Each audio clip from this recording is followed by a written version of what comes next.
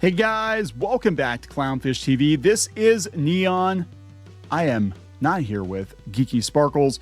We're going to talk about Star Trek, and the Kelvin timeline is officially dead. It's officially gone. Paramount Skydance is going to reboot Star Trek, and good. I think it's a good thing. It's weird. This is coming from comic book resources, and this particular writer is often very contrary, but he's even like, it's officially the end of an era for Star Trek's Kelvin timeline, and that's a good thing. It's a good thing, guys. Why this is a good thing? It actually is a good thing. Is anybody gonna miss the Kelvin timeline? I mean, I love Star Trek. I've been watching Star Trek since I was a little kid. My uncle used to watch the original series. I used to watch it with him. And as I got a little bit older, Next Gen was on. Next Gen is probably my favorite TV show of all time. I've really had to stop and think about it, and I've gotten narrowed down to about 3 or 4 shows. And Next Generation probably is my favorite TV show of all time. It's tied with Northern Exposure, so one of those two.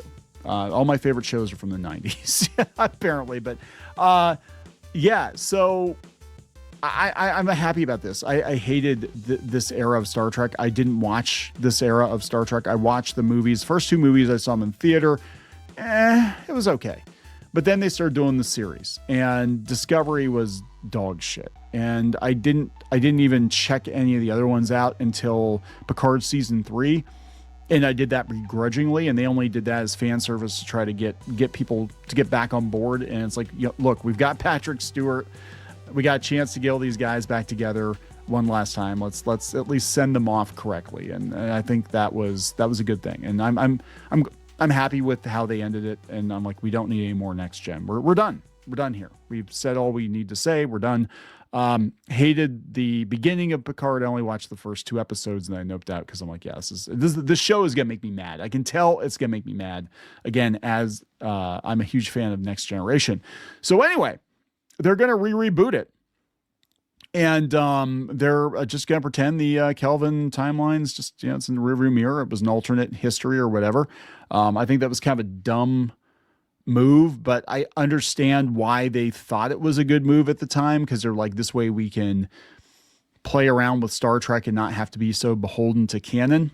We can reboot it and still have it make sense in universe, but it still doesn't really. So this is a new Star Trek movie in the works from the Dungeons and Dragons duo of Jonathan Goldstein and John Francis Daly. Now, I'm going to tell you, as somebody who was incredibly skeptical of Honor Among Thieves, I think it was poorly marketed, piss poorly marketed. I hated the marketing for the movie. I hated the fact that we had, and it might have been these guys, that they were out there saying, hey, we're going to kind of like tear down masculinity or whatever. The movie itself was actually pretty good. It was. Again, this is one I begrudgingly watched it about 6 months after it was out of the theater. I think I bought it on Vudu or Fandango. It was on sale, and then I forgot we had it, and I got sick, and I'm like, you know what? Fine. I've got nothing else I can do right now. I'll watch the Dungeons and Dragons movie. What the hell? I'll watch it. And I watched it. I'm like, oh my God, this was actually pretty good. It was actually pretty good. It was accessible. There were some nods to, classic D&D. Is it the D&D movie I would have made? No, not really. But I think for what it was, I thought it was actually pretty okay. And they really did it dirty with the marketing and all the talk about it. And it didn't help that the movie came out, in the middle of the OGL debacle with Wizards of the Coast. So people's opinion of Hasbro and Dungeons and Dragons, wasn't very good. But I think the movie deserved better. And I actually feel kind of bad. This is one of those cases where I actually feel bad. Like, damn it, maybe I judged you too harshly. Maybe I was too hard on you. Actually, all I criticized was the marketing and that the trailer looked like ass. Again, it did it dirty. There's a couple movies like that. Blue Beetle, I thought, was done dirty by the marketing. I didn't think it was that bad of a movie. I thought it was okay. But the problem is you've got one chance to make a first impression, right? And if you blow it, people don't spend their money on your movie. And anymore, if the movie doesn't make bank opening weekend, it's done. It's done. So these guys are going to be in charge of Star Trek. And I'm actually okay with that. Yeah, we'll see. We'll see. I hope it's not too jokey, but I'm actually okay with it. So Goldstein and Daly, the duo behind Dungeons and Dragons, Honor Among Thieves, and the screenplay for Spider-Man: Homecoming, are enlisting in Starfleet. They've been hired to write, produce, and direct a new Star Trek film that will seek to revitalize the franchise after it has languished for nearly a decade without a big screen adventure.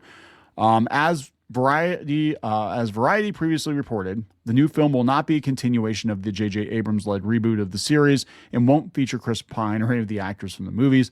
In fact, while plot details are being kept under wraps, this project is not connected to any previous or current television series, movie, or prior movie development project. So you're out of luck, Jean-Luc, Catherine Janeway. I think it's best, if you're going to reboot Star Trek at this point, I would continue the main timeline, and I would maybe kind of do like you did with Next Gen and just set it so far away from the original that it can stand on its own. You need to introduce new characters that can stand on their own. And you need to go back to basics. You need to go back to 5-year mission, exploring strange new worlds and everything that comes with it, and have a likable cast. And I don't. It really isn't that hard to get Star Trek right, but they've done a piss poor job of it. I mean, they've done such a piss poor job of getting Star Trek right that the Orville, which is a fucking parody of Star Trek, is still better and more serious Star Trek than actual Star Trek. I mean, can you believe that? Like, I'm watching the Orville, and I hated the first couple episodes of the Orville. I watched the first couple episodes. I'm like, this sucks. This is Family Guy in space. I don't want this. And my son's like, no, it gets really good. you need to just tough it out. It gets really good after the first couple episodes. I tell him the same thing about Next Generation. I'm like, if you start with season 1, you probably won't stick around. I'm just saying. But it does get significantly better. And by the end, I'm like, I feel like I'm watching a 90s Star Trek series at this point. Like, what the hell? How did you get this so wrong, Paramount? How did you get this so wrong? Hopefully they can right the ship. Since Star Trek Beyond opened in 2016, the road to mounting a new film in the franchise has been bumpier than a Klingon's forehead. Ha ha.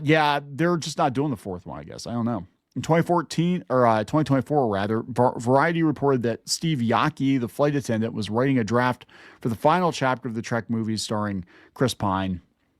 I don't think anybody cares. Getting a new Star Trek out of dry dock has been a priority for Paramount since David Ellison's Skydance took control of the company in August. Apparently, the Ellisons are huge fans of Star Trek because the series is one of the most enduring properties in the studio's library. Yeah, it's a damn shame what they did to it. Daly and Jonathan Goldstein are known to Ellison Company, having recently written, directed, and produced the Skydance film Mayday, starring Ryan Reynolds and Kenneth Branagh, which I haven't seen. So, whatever. Is it good? I don't know. They Game Night. They did the Vacation reboot. Cloudy with Chance of Meatballs too. Look. The Dungeons and Dragons movie was pretty okay. These guys might actually have a chance. They might actually do right by it. Cosmic Book News has it. Paramount wiping out Kurtzman's Star Trek with Simon Kinberg reboot. So this is not connected to that, I guess. Kinberg, he's the guy who did Dark Phoenix and X-Men The Last Stand, right? Which are basically the same movie. Like, he got to make the same movie twice. But yeah, it looks like this is happening. Like, we're done. We're done with the Kelvin timeline. Good. So this is a YouTuber. Okay, which YouTuber? Tachyon Pulse Podcast. Well, they've been accurate before. Okay. So they said the project is a hard reset. Paramount execs reportedly told Kinberg and his team the movie marks the beginning of something new and will serve as the line that separates future Star Trek from everything Kurtzman and Secret Hideout produced. Well, that all took place in like a bubble pocket universe, right? So just, burst the bubble. Didn't happen. Yesterday's Enterprise didn't happen. Maybe Michael can come back and, get pregnant with somebody's baby and have a whatever continuity issue. I don't know. but like it's not hard. It's Star Trek. You got time travel, alternate dimensions. Just, it didn't happen. That didn't happen.